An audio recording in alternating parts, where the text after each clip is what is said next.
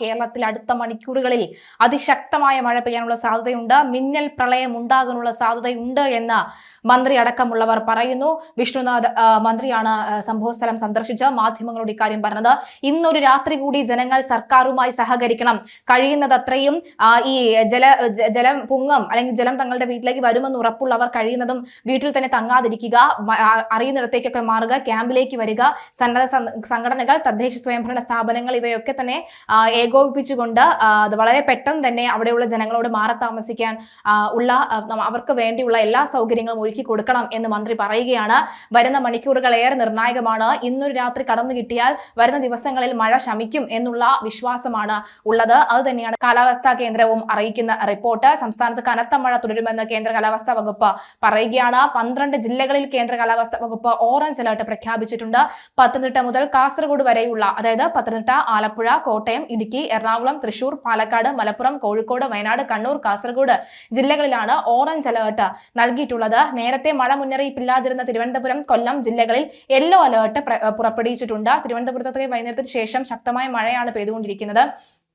പലയിടങ്ങളിലും അതിശക്തമായ മഴ പെയ്തുകൊണ്ടിരിക്കുന്ന ഒരു സാഹചര്യം ഉണ്ടാകുന്നു. പക്ഷെ പലയിടങ്ങളിലും മഴ മാറി നിൽക്കുന്നുണ്ടെങ്കിലും കയറിയ വെള്ളം ഇറങ്ങാത്ത ഒരു സാഹചര്യം ഉണ്ടാകുന്നു എന്നാണ് നമുക്ക് പറയേണ്ടത്. മാത്രവുമല്ല, പലയിടങ്ങളും വെള്ളക്കെട്ട് രൂപപ്പെടുന്ന ഒരു സാഹചര്യമുണ്ട്. ഇതുവരെയും വെള്ളം കയറാത്ത പലയിടങ്ങളിലും ഇപ്പോൾ വെള്ളം കയറുന്ന ഒരു സാഹചര്യം ഉണ്ടാകുന്നു. പൊതുജനങ്ങൾ എത്രയും വേഗം ഇവിടങ്ങളിൽ നിന്ന് മാറി താമസിക്കണം, മാറി നിൽക്കണം എന്നുള്ള ജാഗ്രത നിർദ്ദേശം വരുന്നുണ്ട്. ഈ ഒരു രാത്രി കേരളത്തെ സംബന്ധിച്ച് വളരെ നിർണായകമാണ് എന്നും പറയുന്നുണ്ട്. മന്ത്രി വിഷ്ണുനാഥിന്റെ വാർത്താ സമ്മേളനം കേൾക്കാം. നമ്മുടെ ജില്ലാ ഭരണകൂടം റാന്നിയിലെ MLA ഉണ്ട്, ആറന്മുള MLA ഉണ്ട്, കോന്നിയിലെ MLA ഉണ്ട്, തിരുവല്ല MLA ഉണ്ട്, അടൂർ MLA ഉണ്ട്. ഇവരെല്ലാവരും, അതുപോലെ തഹസീൽദാർമാർ, റവന്യൂ സംവിധാനങ്ങൾ, പഞ്ചായത്ത് പ്രസിഡന്റുമാർ, മറ്റ് തദ്ദേശ സ്ഥാപനങ്ങൾ എല്ലാവരും ഒരു ടീമായി ഈ ദിവസങ്ങളിൽ നിന്ന് ജനങ്ങളെ സുരക്ഷിത സ്ഥാനങ്ങളിലേക്ക് മാറ്റുവാൻ വേണ്ടി പരിശ്രമിച്ചിട്ടുണ്ട്. ഇപ്പോൾ ക്യാമ്പുകളിൽ ഈ നിമിഷം വരെ പത്തനംതിട്ട ജില്ലയിൽ 3568 പേർ വിവിധ ക്യാമ്പുകളിലായി ഇപ്പോൾ ഉണ്ട്. 1076 കുടുംബങ്ങളാണത്. 95 ടോട്ടൽ ക്യാമ്പുകളാണ് പത്തനംതിട്ട ജില്ലയിലുള്ളത്. അപ്പോൾ 95 ക്യാമ്പുകളിലായിട്ടാണ് 3568 പേർ ഇപ്പോൾ ഉള്ളത്. ഇനിയും തീരത്ത് താമസിക്കുന്നവരോ താഴ്ന്ന പ്രദേശങ്ങളിൽ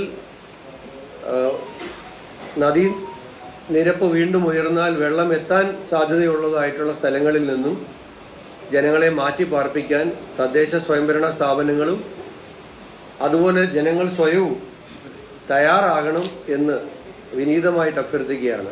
ഇന്നൊരു രാത്രി കൂടി ഗവൺമെൻറ്റുമായും ജില്ലാ ഭരണകൂടവുമായും സഹകരിക്കണം എന്ന് വിനീതമായിട്ട് നമ്മൾ അഭ്യർത്ഥിക്കുകയാണ്. അതാണ് നമുക്ക് പ്രധാനമായിട്ടും പറയാനുള്ളത്. പിന്നെ ക്ലീനിങ്ങുമായി ബന്ധപ്പെട്ട കാര്യങ്ങൾ രാവിലെ മുതൽ നമ്മുടെ പഴവളം മധു MLA പറഞ്ഞിരുന്നു, മറ്റ് MLAമാർ. ഞാനിന്ന് തന്നെ ഒരു ഉന്നതതല യോഗം ആറന്മുളയുമായി ബന്ധപ്പെട്ട് രാവിലെ കോഴഞ്ചേരിയിൽ വിളിച്ചു ചേർത്തു. അതിനുശേഷം തിരുവല്ല താലൂക്കിൽ ഒരു ഉന്നതതല യോഗം ജനപ്രതിനിധികളുടെയും ഉദ്യോഗസ്ഥന്മാരുടെയും കളക്ടറുടെയും അവിടുത്തെ MLA ശ്രീ വർഗീസ് മാമൻ്റെയും സാന്നിധ്യത്തിൽ വിളിച്ചു ചേർത്തു. അതിനുശേഷം മല്ലപ്പള്ളിയിൽ ഒരു ഉന്നതതല യോഗം റാന്നിയിലെയും തിരുവല്ലയിലെയും വില്ലേജുകളുമായി ബന്ധപ്പെട്ട് വിളിച്ചു ചേർത്തു. അതിനുശേഷം കോന്നിയിൽ ഒരു ഉന്നതതല യോഗം അവിടുത്തെ MLA ശ്രീ ജനീഷ് കുമാർ, ജനപ്രതിനിധികൾ, റവന്യൂ ഉദ്യോഗസ്ഥന്മാർ എല്ലാവരുടെയും സാന്നിധ്യത്തിൽ കോന്നിയിലും ചേർന്നതിന് ശേഷമാണ് വീണ്ടും റാന്നിയിലേക്ക് ഞാൻ വന്നത്. അപ്പോൾ അത്തരത്തിലുള്ള ഏകോപനങ്ങളും ഉദ്യോഗസ്ഥ തലത്തിലുള്ള കൂടിയാലോചനകളും എല്ലാം നമ്മൾ നടത്തുന്നുണ്ട്. സംവിധാനങ്ങളെ അലർട്ടാക്കി നിർത്താൻ പരിശ്രമിക്കുന്നുണ്ട്. ജനങ്ങളുടെ ഭാഗത്തു നിന്നും ഇക്കാര്യത്തിൽ ഒരിക്കൽ കൂടി സഹകരണം അഭ്യർത്ഥിക്കുകയാണ്.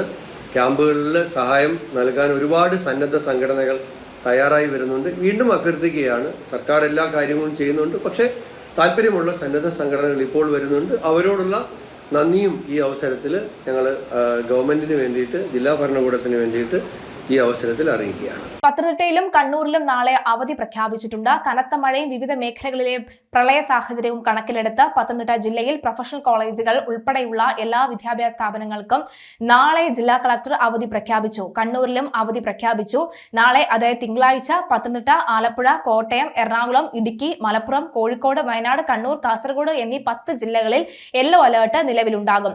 ഓഗസ്റ്റ് 5, 6 തീയതികളിൽ സംസ്ഥാനത്ത് മഴ വീണ്ടും ശക്തമായേക്കുമെന്ന് കാലാവസ്ഥാ നിരീക്ഷണ കേന്ദ്രം മുന്നറിയിപ്പ് നൽകുന്നു. അപ്രതീക്ഷിതമായി പെയ്തിറങ്ങിയ അതിതീവ്ര മഴയിൽ സംസ്ഥാനത്ത് 8 മരണമാണ് ഇതുവരെ സ്ഥിരീകരിച്ചത്. 8 പേരെ കാണാതാവുകയും 13 പേർക്ക് പരിക്കേൽക്കുകയും ചെയ്തു. കനത്ത മഴയിൽ 27 വീടുകൾ പൂർണ്ണമായും 196 വീടുകൾ ഭാഗികമായും തകർന്നിട്ടുണ്ട്. അപകട സാധ്യത മുന്നറിയിപ്പിന്റെ ഭാഗമായി ഇന്ന് വൈകുന്നേരം 4:30 കവചം സംവിധാനത്തിലൂടെ സൈറണുകൾ മുഴങ്ങിയിരുന്നു. നിലവിൽ സംസ്ഥാനത്തുടനീളം പ്രവർത്തിക്കുന്ന 209 ദുരിതാശ്വാസ ക്യാമ്പുകളിൽ 5792 പേരെ മാറ്റിപ്പാർപ്പിച്ചു. ഏറ്റവും കൂടുതൽ ക്യാമ്പുകൾ പ്രവർത്തിക്കുന്നത് പത്തനംതിട്ടയിലാണ്. 66 ക്യാമ്പുകൾ, 1669 പേർ. കോട്ടയം ജില്ലയിൽ 35 ക്യാമ്പുകളാണ് ഉള്ളത്. 824 പേരാണ് അവിടെ ഉള്ളത്. അതേസമയം വൻ നാശനഷ്ടം വിതച്ച കോട്ടയം, പത്തനംതിട്ട ജില്ലകളിൽ രാത്രി മുതൽ മഴ മാറി നിൽക്കുന്നത് വലിയ ആശ്വാസം നൽകുന്നുണ്ട്. എന്നാൽ പത്തനംതിട്ടയിലെ റാന്നിയിലും ആറന്മുളയിലും വീടുകൾ കയറിയ വെള്ളം പൂർണ്ണമായി ഇറങ്ങിയിട്ടില്ല. പാലയിൽ വെള്ളം ഇറങ്ങിയെങ്കിലും മീനച്ചിലാറ്റിലെ വെള്ളം താഴ്ന്ന പടിഞ്ഞാറൻ മേഖലയിലേക്ക്, അതായത് ആർപ്പുക്കര, തിരുവാർപ്പ്, ഐമനം എത്തിയതോടുകൂടി അവിടെ വെള്ളക്കെട്ട് രൂക്ഷമായി. പമ്പാ നദി കരകവിഞ്ഞൊഴുകുന്നതിനാൽ ആറന്മുളയിലെ പല പ്രദേശങ്ങളും വെള്ളത്തിനടിയിലാണ്. കുട്ടനാട് അടക്കമുള്ള ആലപ്പുഴയുടെ താഴ്ന്ന പ്രദേശങ്ങളിൽ മഴയോടൊപ്പം കിഴക്കൻ വെള്ളത്തിന്റെ വരവും ആശങ്ക ഉയർത്തുന്നുണ്ട്. വലിയ തോതിൽ കടലാക്രമണമുള്ള അമ്പലപ്പുഴ, തൃക്കുന്നപ്പുഴ മേഖലകളിൽ പമ്പയാറിന്റെ തീരത്തുള്ളവർക്ക് ജാഗ്രത നിർദ്ദേശം നൽകുകയും ഹൗസ് ബോട്ട് ഉൾപ്പെടെയുള്ള സർവീസുകൾ നിർത്തിവെക്കുകയും ചെയ്തിട്ടുണ്ട്. തോട്ടപ്പള്ളി സ്പിൽവേ ഉൾപ്പെടെയുള്ളവരുടെ ഷട്ടറുകൾ ഉയർത്തി ജലനിരപ്പ് ക്രമീകരിക്കാൻ ശ്രമിക്കുന്നുണ്ട്. ജനപ്രതിനിധികളും സന്നദ്ധ പ്രവർത്തകരും ദുരിതാശ്വാസ പ്രവർത്തനങ്ങൾ സജീവമാണെന്നും ഏതാവശ്യത്തിനും സർക്കാർ സംവിധാനങ്ങളുമായി ബന്ധപ്പെടാമെന്നും മുഖ്യമന്ത്രി വി ഡി സതീശൻ വ്യക്തമാക്കി. മരണപ്പെട്ടവരുടെ കുടുംബങ്ങൾക്കും വീട്, ജീവനോപാധികൾ നഷ്ടപ്പെട്ടവർക്കും അടിയന്തര സാമ്പത്തിക സഹായം ഉറപ്പാക്കുമെന്നും മന്ത്രി AP അനിൽകുമാർ ആരോഗ്യവകുപ്പ് പ്രതിരോധ പ്രവർത്തനങ്ങൾക്ക് പൂർണ്ണ സജ്ജമാണെന്ന് മന്ത്രി K മുരളീധരനും അറിയിച്ചു. അടിയന്തര സാഹചര്യങ്ങൾ നേരിടാൻ ജില്ലാ കളക്ടർമാർക്ക് മുൻകൂട്ടി നിർദ്ദേശം നൽകിയിട്ടുണ്ടെന്നും ദുരിതാശ്വാസ ക്യാമ്പുകളിലെ പോരായ്മകൾ ഉടനടി പരിഹരിക്കുമെന്നും ഭരണകൂടം ഉറപ്പ് നൽകിയിട്ടുണ്ട്. ഈ രാത്രി വളരെ നിർണായകമാണ്. എല്ലാവരും ജാഗ്രതയോടുകൂടി നിലനിൽക്കുക.